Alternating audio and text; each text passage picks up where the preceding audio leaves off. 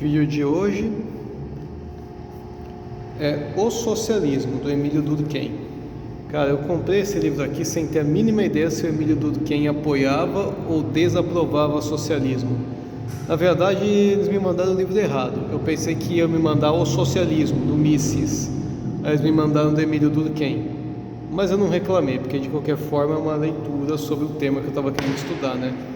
Durkheim é um sociólogo bem famoso, né? E assim, apesar dele ter umas críticas boas, sociologia pode ser considerada um tipo de filosofia, né? Ainda assim é separado do currículo de filosofia. Eu estava lendo aqui o livro, né? E é informado o seguinte: como um bom sociólogo, lógico, ele se manteve neutro ao fazer as suas análises. Ao fazer as análises dele, dava a impressão que ele era esquerdista mesmo. Mas no final do livro, que ele põe a opinião dele, ele faz uma dura crítica ao socialismo. Isso me faz lembrar, né, que eu assisti a um canal no YouTube, que era um professor de filosofia, né, tem anos que ele não posta vídeo, que eu cheguei até a ler um comentário assim, num vídeo sobre o Adam Smithers. Quando eu vi o vídeo desse homem sobre o marxismo, eu podia jurar que ele era comunista. Agora que eu vejo o vídeo dele sobre o Adam Smithers, eu penso a mesma coisa sobre ele ser liberal. É assim que o professor de filosofia tem que ser, neutro. E independente de ser certo ou errado, é uma impressão que dá sim, né? Principalmente porque quando o Emílio Durkheim ele está estudando o socialismo, ele não está analisando a área econômica do socialismo. Ele está investigando como é que o socialismo surgiu socialmente. Que movimento social que passava na cabeça daquelas sociedades para elas se tornarem daquele jeito, né? E você considerando que isso é um livro bem antigo, inclusive, né? E conforme eu fui lendo, também deu para fazer uns paralelos com as outras crises que a gente testemunha na história, né? E uma comparação que quando eu via de cara eu achei absurdo, eu acabei lembrando de um meme bem antigo. Olha, o Emílio Durkheim, ele no livro dele, ele explica que o socialismo nasce quando massas acham que estão soltas demais e querem que o Estado as controle, né? Quando essas massas elas estão revoltadas com a sua situação de trabalho, elas querem que o Estado acabe resolvendo o problema delas, né? E quando ele faz essa afirmação, me lembra uma pessoa, Mussolini, porque o Mussolini costumava dizer: os homens estão cansados de sua liberdade. Por quê? Porque os homens, eles se destroem quando estão livres. Eles tendem a querer tudo, a quererem se arriscarem, e elas se põem em perigo. Então, se essas pessoas estão exigindo que o Estado as controle, cuide delas, dê coisas na mão delas, elas estão cansadas de sua liberdade, né? E o que acontece? Se tudo para o Estado, nada contra o Estado, nada fora do Estado, né? O socialista acaba pensando muito parecido com o fascismo italiano, né? Os dois não são muito diferentes, eu expliquei isso no vídeo passado. E onde ele quer chegar? Mas afinal de contas, como começou essa história de socialismo? Olha, ele faz uma coisa, meu, que chega... E aí que está a ideia daquele meme que eu mencionei, né? Ele foi comparar com o estado platônico. O Platão, ele tinha uma teoria de como ele achava que ia ser ideal o Estado, né? Para Platão, ele dizia que um governante tem que se desapegar de bens materiais, como propriedades e outros luxos. Ele deveria obrigatoriamente seguir uma vida humilde, para não dizer pobre. Então, assim, se você obriga uma pessoa a dar suas riquezas, você está fazendo uma redistribuição. A sociedade platônica dizia que as pessoas tinham que ser divididas nas suas tarefas, né? Conforme observações que eram feitas bem na infância. Se eles percebessem que a criança era bem inteligentinha, eles já iam separar para ser um estudioso. Se eles viam que a criança é bem briguenta, já separavam para ser um soldado. Aí que tá. É quase como se fosse uma espécie de eugenia social isso, né? Não que seja uma espécie de eugenia, mas o que acontece? Ele chamava isso de socialismo antigo. Eu já cheguei a ver post uma vez como foi que o socialismo antigo acabou com o Império Romano. Não é que Marx viajou no tempo e mandou o Manifesto Comunista para os romanos ou para os gregos. é que quando o historiador jogou essa palavra, socialismo antigo, ele estava fazendo uma comparação a erros históricos que povos antigos cometeram, que são muito parecidos com o que comunistas fizeram no século XX e XXI, né? E isso não nasceu do nada. A comparação do Durkheim com o comunismo entre a sociedade platônica, já é bem antiga, né? Eu lembro quando eu tinha acho que 18 anos, 17 ou 18 anos, eu vi uma publicação no Facebook de um cara que tinha escrito um textão falando que Platão era uma espécie de ditador comunista. Meu professor de filosofia comentou assim: nem bebendo 2 caixas de cachaça eu fico assim. E um outro professor de filosofia comentou assim: certa vez Platão viajou a uma ilha e entregou um livro para uma criança. O nome dessa criança era Karl Marx. Aí que tá, eles não entenderam a piada. Ele estava falando do Durkheim, agora faz sentido essa piada quase 10 anos depois. Puta que pariu, ele não estava falando uma besteira aleatória. Essa comparação já existia há muito tempo. Na verdade, ele não compara só com Platão, né? O Rousseau, por exemplo, que inclusive é um filósofo que é considerado liberal, né? Quando ele fala da igualdade e fraternidade em todos os homens, é um idealismo maçom, né? O Rousseau, ele defendia a igualdade absoluta entre todos os homens, mas ele também criticava muito a propriedade privada. Então, o que acontece?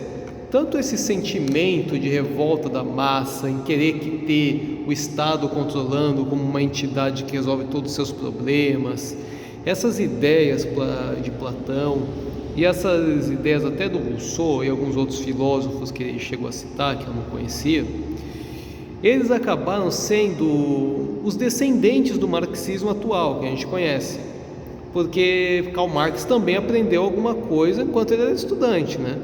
E essas ideias acabaram sendo as ideias antecessoras.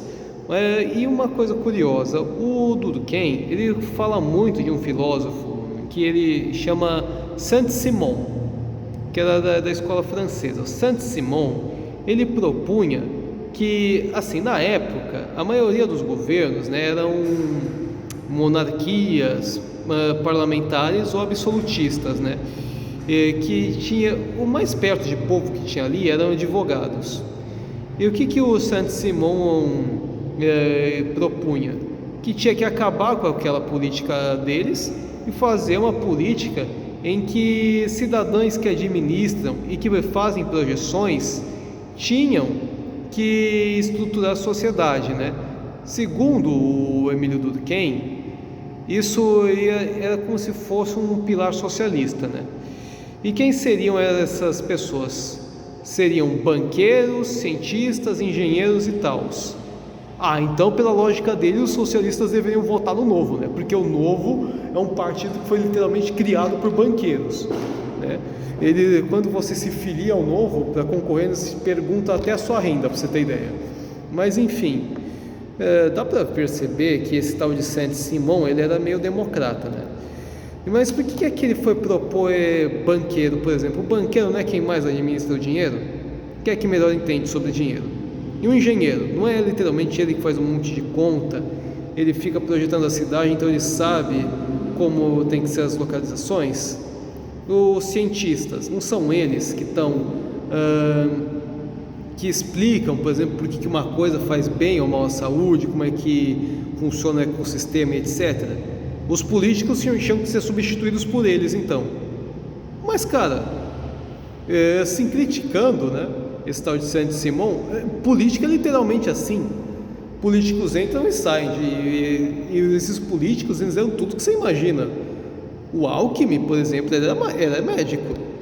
E o Alckmin não foi nenhuma referência de medicina aqui em São Paulo quando foi governador. O Lula nem tinha ensino médio completo. Na verdade, ele parou no fundamental.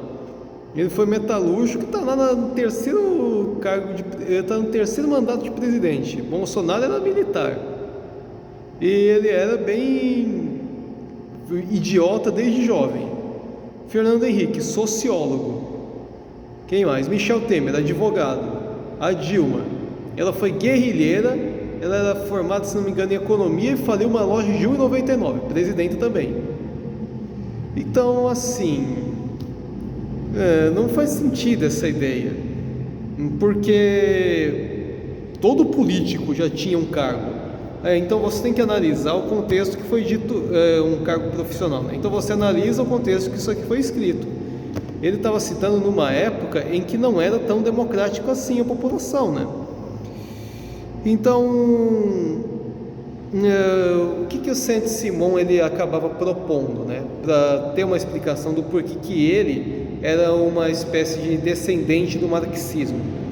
Ele queria, e como ele via que a indústria era a coisa mais importante da sociedade, porque a indústria é quem promove tudo, a indústria é quem acaba criando tudo, então para ele toda a propriedade privada tinha que ser extinta e o Estado tinha que dominar toda essa indústria para ter certeza que está seguro. Cara, isso é um totalitarismo. Tudo para o Estado, nada contra o Estado, nada fora do Estado. E de quem é essa frase? E o que é que tanto esse Saint-Simon quanto os socialistas em geral acabavam defendendo? A extinção das heranças. Eu quando li o Manifesto Comunista, e eu fiz lá minha crítica naquele vídeo, como eu odeio Karl Marx, puta que pariu. Esse é um dos mandamentos do marxismo. E qual que era a proposta? Extinguir toda a sua propriedade privada, redirigir todas essas heranças, depois que a pessoa morre, não aos seus filhos, mas ao Estado, para assegurar a igualdade, o que na verdade não é a igualdade, porque o governo ele é sempre seletivo, alguns são mais iguais que outros, então ele não atinge todo mundo. Então, logo eles, mesmo porque eles também enxergam toda a concorrência como caos. Como esse povo ele quer ser governado e ele quer receber tudo nas mãos deles, eles não querem trabalhar tanto, não querem competir tanto, não querem investir tanto, eles preferem que alguém pense por eles, e esse alguém acaba sendo o Estado. Aí que está a crítica que o Durkheim entra, quando o Durkheim ele vai e ele preza a sua opinião sobre por que é que o socialismo não está dando certo. O socialismo, o erro do socialismo foi que ele queria ter uma questão puramente material na luta de classes, mas o verdadeiro problema da humanidade não é a distribuição de riqueza, mas sim a ausência de laços morais. Então, o que ele quer dizer com a ausência de laço moral? Olha, os desejos humanos eles são infinitos. Todo mundo tem um desejo diferente, tem demandas diferentes, tem saúde diferente. Algumas pessoas têm hipertensão mais rápido que outras, é genético. Algumas pessoas engordam mais rápido que outras, não importa quanto comem, não engordam. Então assim, o desejo humano é infinito, e o socialismo falha porque ele não entende que não tem como o Estado cumprir com todos os recursos de todos, porque quanto mais você dá para uma pessoa, mais ela quer. Não é diferente de um bicho. Se você dá comida para um animal, ele vai ficar indo até você querendo mais. Se você começa a dar, por exemplo, um Bolsa Família para a pessoa, um Bolsa PCD, Bolsa Pobre, Bolsa sei lá o que, essa pessoa, se ela já está recebendo sem trabalhar, por que ela vai se interessar em fazer parte do mercado, evoluir como pessoa? Pelo contrário, ela de forma irresponsável vai ter um monte de filho, vai querer que aumente o Bolsa Família dela para ela continuar não trabalhando. No máximo ela pode fazer freelancer, e até para isso ela tem preguiça, porque ela já é desacostumada. Bolsa Família não paga aluguel também, pelo menos acho que não, né? Depende de onde você está morando. Então, você pode observar, por exemplo, que a maioria dos esquerdistas, eles começam com um discurso a qual ele se vitimiza. Ele aponta que ele é alvo de alguma coisa, que ele é infortunado, que ele é uma pessoa vulnerável, e mesmo que ele seja, a gente propõe alguma coisa para ele, mas ele quer receber de mão beijada, ele não quer simplesmente ser redirecionado. Então acaba sendo essa tendência da pessoa ela querer ser controlada. querer ser cuidada como uma criança. Então, qual que é a solução dele quando ele fala de moralidade, Durkheim? A solução dele seriam corporações que remeteriam a patrões e empregados. E esses patrões e empregados, essas corporações, quem decidiriam como seria a distribuição de emprego para ter as suas regras fixas. O que ele quer dizer com isso? Vamos imaginar, por exemplo, um hospital. Um hospital não, redes de hospitais. Alguns hospitais são administrados por pessoas, uma rede de hospitais. Existem outras redes de hospitais administradas por outras pessoas. Mas então, como você pode ter certeza que eles estão trabalhando certo? Então vai existir uma espécie de corporação, uma espécie de sindicato que vai decidir o que é certo, como é certo trabalhar num hospital. É uma cooperação, é um acordo entre os patrões e todos os seus empregados. Da mesma forma que pode ter uma corporação de professores, como é correto dar aula, como seria correto ensinar, como é correto ser a estrutura da escola, uma corporação de metalúrgico e etc. E tudo isso é uma solução entre essas pessoas, entre essas corporações, e não de um Estado central, porque o Estado não tem condição de controlar tudo de uma vez, mas ele pode autorizar existirem essas corporações que vão cuidar da área interna de cada área trabalhista. Espero que tenha dado para entender isso. Mas enfim, o Emílio Durkheim, eu gostei do livro, tá? É um livro de 235 páginas, dá para você ler ele, se você pegar ele para ler um dia inteiro. É um livro que tem letras pequenas, sem imagens, talvez você leia em 2, mas enfim. Essa aqui foi a leitura de hoje, um forte abraço, fica com Deus.